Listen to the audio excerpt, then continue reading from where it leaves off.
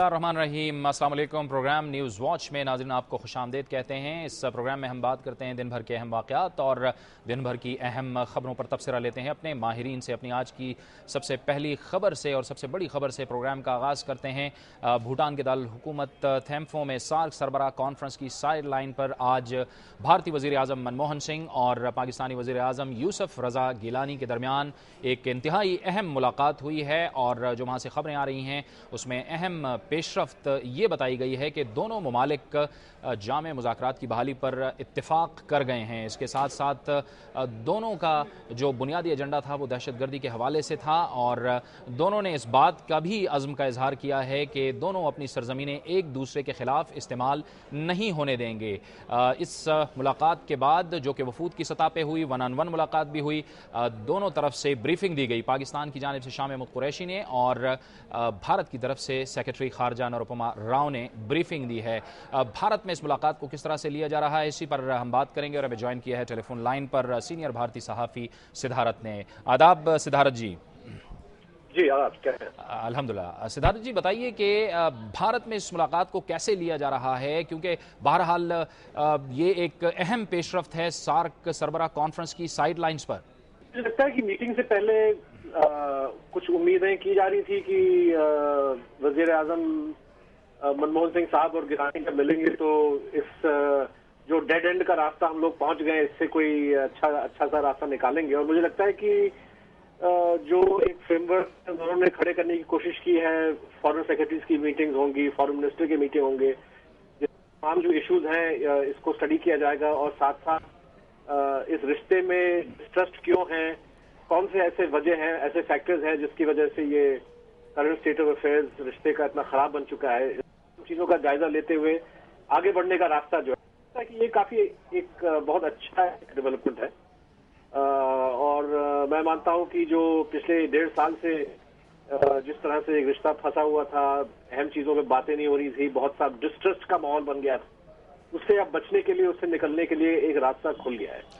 सिद्धार्थ जी, आप समझते हैं कि जो पिछले दिनों शर्म शेख में भी मुलाकात हुई थी मनमोहन सिंह और हमारे वज़ीर आज़म की यूसुफ रज़ा गिलानी की, लेकिन उसके बाद जाहिर है कि भारत की तरफ से थोड़ी सी एक बार फिर अपनी पॉलिसी में सख्ती लाई गई। आपको लग रहा है कि इस बार जो दोनों मुलाकातें हुई हैं, ये जो अहम मुलाकातें हुई हैं, इसमें जाहिर है कि गैर रस्मी राब्ते भी हुए हैं, वॉक भी हुई है साइड लाइन पर इस कॉन्फ्रेंस के, अब आपको लग रहा है कि हम एक संजीदा मुज़ाकरात की जानिब बढ़ रहे हैं?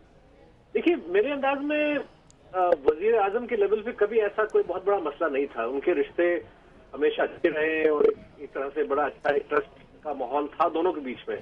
मसला आ जाता है स्टेट प्रैक्टिस और नेशनल पॉलिसी और पब्लिक ओपिनियन में। शर्म शेख के बाद और खासतौर से पिछले जो 3-4 महीने में तो एटमोसफेयर थोड़ा बिगड़ गया, क्योंकि पाकिस्तान में हाफिज सईद का खुलम खुला घूमना, टेलीविजन पे आके धमकी देना, इन तमाम चीजों ने बड़ा जो है वो फिजा को खराब किया है। और मैं समझता हूँ कि हालांकि मैं चाहता हूँ कि डायलॉग जो है अनइंटरप्टेड हो और एक प्रोसेस जो शुरू हुआ है ये पूरी मतलब मकाम तक इसको पहुंचने का चांस होना चाहिए। लेकिन ये भी हमको मानना पड़ेगा कि कल अगर कोई पाकिस्तान के अंदर ये हाफिज सईद जैसे लोग अपने वो वायलेंट स्टेटमेंट देते हैं या धमकियां देते हैं तो दोबारा जो है फिजा खराब हो सकती है। क्योंकि यहाँ आपके मुल्क के अंदर भी, हमारे मुल्क के अंदर भी वज़ीर आज़म एक पॉलिटिकल एटमॉस्फेयर के अंदर काम कर रहे हैं। ठीक है। और बहुत सारे ऐसे ताकतें हैं इंडिया के अंदर भी, पाकिस्तान के अंदर भी, जो नहीं चाहते कि डायलॉग आगे बढ़े। तो मैं समझता हूँ कि दोनों प्राइम मिनिस्टर्स और दोनों गवर्नमेंट्स का एक फर्ज बनता है कि जो नेगेटिव एलिमेंट्स हैं दोनों कंट्रीज में, इन पे काबू पाया जाए। अननेसेसरी जो है प्रोवोकेटिव स्टेटमेंट्स, बयानबाजी नहीं होनी चाहिए। और जो एकदम जो कोर मसले हैं, जैसे हिंदुस्तान इन दिनों दहशतगर्दी से बहुत परेशान है और जो पाकिस्तान के अंदर जो दहशतगर्द ग्रुप्स हैं इनके एक्टिविटीज से, और जो आपके हवाले से जो मतलब कि कश्मीर का मसला है या पानी का मसला है, इन तमाम चीजों पे बातें होनी चाहिए, एक रास्ता निकाला जाना चाहिए। और मैं समझता हूँ कि इस प्रोसेस को अगर वक्त दिया जाए पेशेंस के साथ और एक सेंसिटिविटी के साथ, तो ये आगे गाड़ी बढ़ सकती है। बहुत बहुत शुक्रिया। सिद्धार्थ हमसे गुफ्तगू कर रहे थे और उनका ये कहना था कि भारत में भी इसे मुस्बत लिया जा रहा है। इसी मौजू पर हम गुफ्तगू करेंगे और हमें टेलीफोन लाइन पर ज्वाइन किया है पाकिस्तान के साबिक सेक्रेटरी खारजा जनाब शमशाद अहमद खान ने। बहुत बहुत शुक्रिया खान साहब।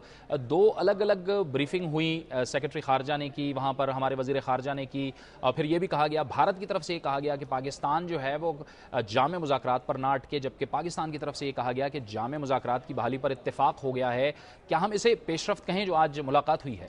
देखिए, मुलाकात किसी भी माहौल में हो, किसी भी किस्म का उसका नतीजा निकले, मुलाकात फिर भी एक खुशआइंद बात होती है, क्योंकि डिप्लोमेसी में मुलाकातों के जरिए से ही जो अमल होता है अमन का, वो आगे बढ़ता है।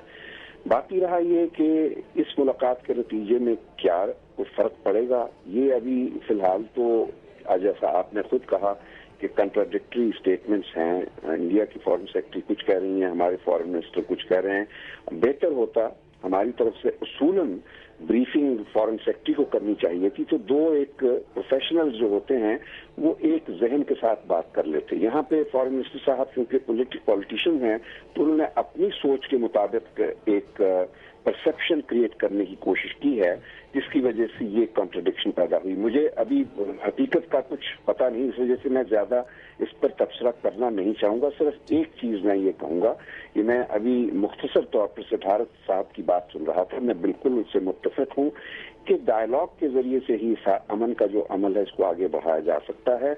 और शर्म शेख में दोनों वज़ीर आज़म मुत्तफिक थे कि डायलॉग दोबारा शुरू किया जाएगा, लेकिन फिर लगता है कि वहाँ इंडिया में अपने प्रेशर्स या दबाव प्राइम मिनिस्टर पर आया, जिसकी वजह से वो अमल शुरू नहीं हो सका।